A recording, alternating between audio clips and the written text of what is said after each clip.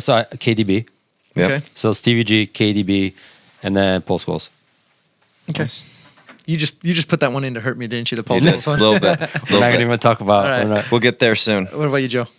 So I have 2 holding and then 1 attacking. My 2 holding are Luka Modric and N'Golo Kante.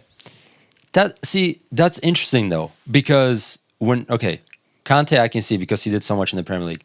But you're saying because he did more in Spain. Yeah, than he did like in that's the way I Tottenham. looked at this. Is it Yeah, like same here. I looked at it just overall, like the players that have passed through the Premier League, like Okay, that's who fair. are their best, Yeah. who are You the could best. look at it and I either way. look at There's how no rules. with the way Modric plays, I mean, and what he's accomplished, obviously at Real Yeah. Madrid for so long Yeah, is that incredible. I mean, winning a Ballon yeah. d'Or. And there's a reason why he went to Real Madrid in the first Yeah, place. he was great at Tottenham.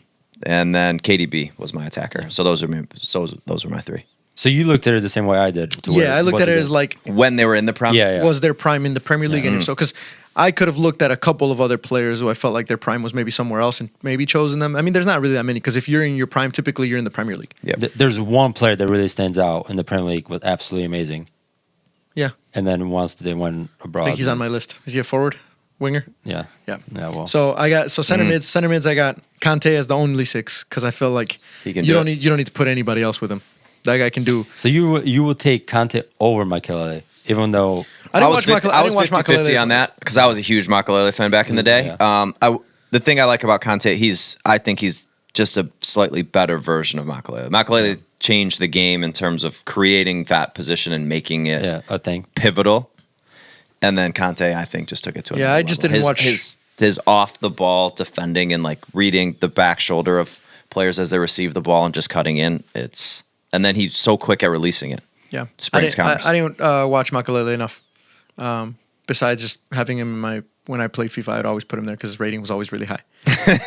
But I just put in N'Golo Kante because, I just think he could do the job by himself, and people would say that he runs for 3 people on the field at the same time. Yeah. So Kante in his prime, Yeah, and I think that was mostly at Leicester and a little bit of Chelsea. Yep.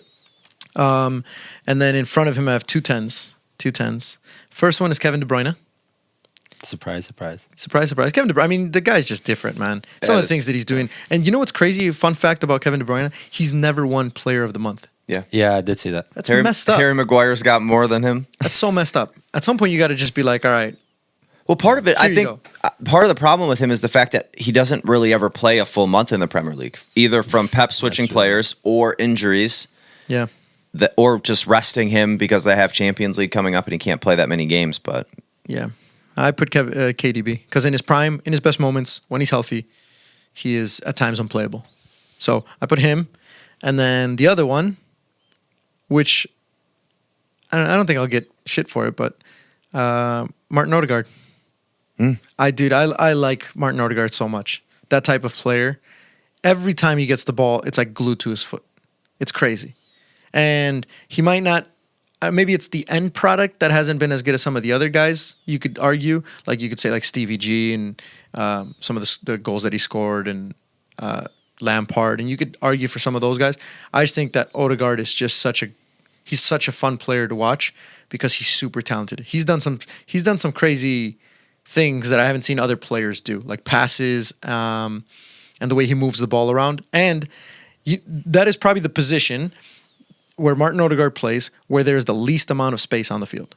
The 10. Yeah. In that tiny little gap. at least amount of time, yeah. And he plays it like he's he's a 6. Like he gets the ball in those spaces so tight to his feet that he's still able to either distribute out wide, play forward, play backwards, whatever, and not lose the ball in there, which is very difficult to do.